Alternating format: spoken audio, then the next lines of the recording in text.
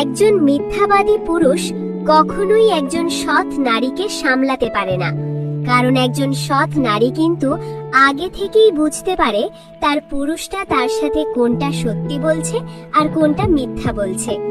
আর সে সব জেনে শুনে তার পুরুষকে প্রশ্ন করে সত্যিটা।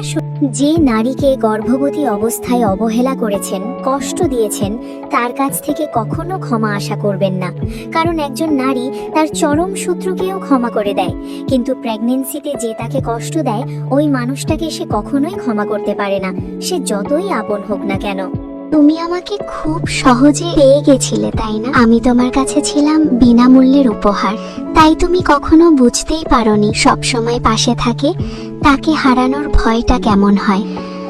আমি চেয়েছিলাম একটু যত্ন, একটু ভালোবাসা, কোনো স্বার্থ ছাড়া, কিন্তু তুমি সেটা বোঝোনি, কারণ সহজে পাওয়া জিনিসগুলোর কদর খুব কম মানুষই করতে পারে। ভিডিওটি শেয়ার করে